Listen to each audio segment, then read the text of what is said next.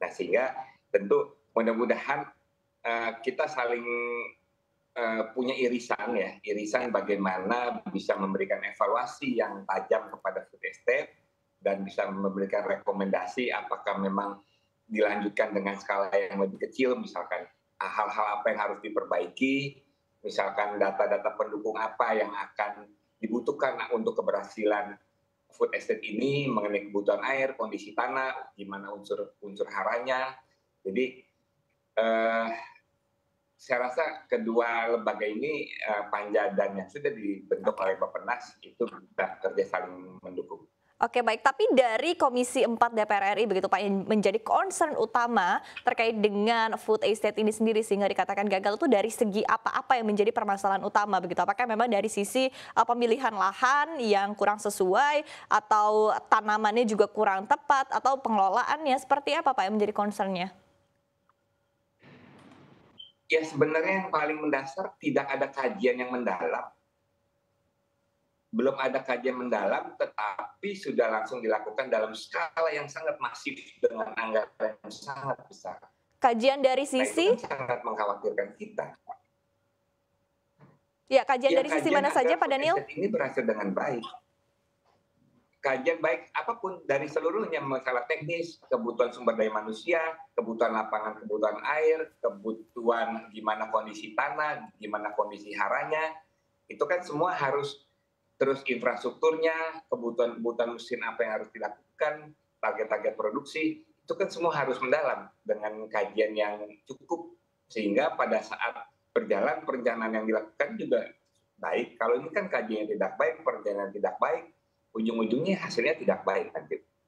Oke, baik. Kalau dari sisi efek food estate ini sendiri terhadap petani sendiri secara evaluasi, menurut Anda seperti apa Pak Daniel? Ya kalau evaluasi sampai titik ini food estate gagal. Nah tinggal kita harus mencari tahu intisari atau hal utama yang mendasar yang menimbulkan kegagalan itu apa. Kenapa produksi jauh dari yang diharapkan. Oke, tadi intisari dari DPR artinya adalah kajiannya yang kurang mendalam begitu ya Pak ya, sehingga langsung bisa dinyatakan gagal menurut DPR begitu?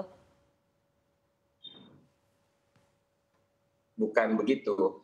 Jadi tinjauan lapangan kami saat ini food estate dikatakan tidak berhasil, itu mengkonfirmasi kekhawatiran kami sejak awal sebelum food estate dilaksanakan. Jadi kita waktu itu menuntut apakah food estate ini sudah memiliki kajian yang mendalam. Nah ternyata ya terbukti. Oke, baik. Pak Didik, tanggapan Anda seperti apa? Karena kalau dari DPR RI tampaknya tegas sekali menyebutkan bahwa food estate ini gagal. Tadi seperti Anda menyebutkan juga bahwa sebetulnya tidak gagal begitu. Nah ini mungkin kita agree to disagree begitu terkait dengan hal ini. Dan di satu sisi, tapi kalau kita mengevaluasi lagi apa yang perlu diperbaiki dari food estate ini sendiri seperti apa menurut Anda Pak Didik? Menurut kami sebenarnya memang kenapa kita juga karena saya itu sangat menghargai betul ya bagaimana perjuangan orang yang berjuang di dunia pangan khususnya pertanian itu tidak mudah.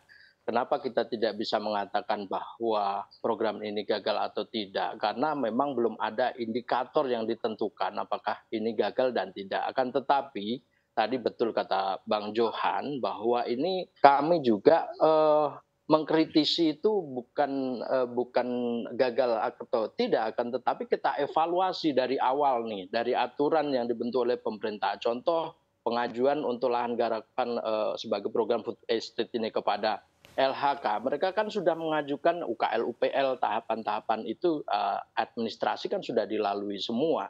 Nah di sini kan LHK sendiri apakah karena LHK kan yang punya hak untuk memberikan izin penggarapan lahan-lahan ini, tapi apakah di tim kajian pemerintah sendiri selama ini dengan mengizinkan mereka babat hutan alih fungsi ke pertanian ini sudah sesuai dengan kelayakan atau sesuai dengan SOP. Nah ini kan kita kembalikan nanti, kita bedah nih kalau kita RDP misalkan DPR dengan LHK. UKL UPL seperti apa sebelum ini dilaksanakan kan mereka sudah melewati tahap tersebut. Jadi dievaluasi terus kemudian tahap pelaksanaan. ya kan? Pelaksanaan ini seperti apa? Kita lihat bahwa mereka dalam penyediaan lahan itu babat hutan. Contoh kalau misalkan mereka babat hutan dalam kondisi ribuan hektar, bahkan ratusan hektar sampai ribuan hektar itu dalam satu tahap. Padahal kalau kita nih sesuai pengalaman pertanian, dalam pembabatan lahan itu tidak bisa langsung, dia harus ada tahapan. Tahun pertama 30% kita tanam dulu tumpang sari, tahap berikutnya 50%, tahun berikutnya baru 100%. Nah ini kan langsung dibabat. Nah di situ kan pasti akan ada dampak secara ekologi, sosiologi, kenapa ada banjir. Nah ini kan pelaksanaan. Irigasi bisa dicek. Kenapa irigasinya kok bisa membanjiri lahan masyarakat? Berarti ini ada yang nggak beres. Sanksi kepada mereka yang tim bagian irigasi kan ada dari PU di tim Pokja. Kalau perlu kenakan sanksi tim Pokja tersebut karena lalai dalam pengawasan. Nah ini harus dilakukan. Akhir untuk Pak Daniel, singkat saja Pak, tadi Anda katakan dari DPR RI menyebutkan bahwa program food estate ini gagal. Tapi apa next-nya begitu? Apakah baiknya dihentikan, tapi tampaknya ini juga sesuatu yang nyaris tidak mungkin begitu kalau kita lihat dalam waktu dekat ini. Atau seperti apa Pak Daniel, singkat saja? Ya, apakah nanti ini akan menjadi rekomendasi dari Panja. Nah, tapi kan rekomendasi dari Panja ini tergantung dari temuan-temuan yang ada, kumpulan data-data yang ada, kumpulan fakta-fakta lapangan yang ada, kumpulan hambatan-hambatan yang dirasakan oleh lapangan yang tapi ada. next-nya seperti apa Pak? Apakah perlu dihentikan untuk food estate ini atau seperti apa? Ya kita belum dapat simpulkan dari hasil data-data tersebut. Masih akan lanjut begitu ya Pak Daniel? Apakah ini dilanjutkan atau memang dihentikan? Oke.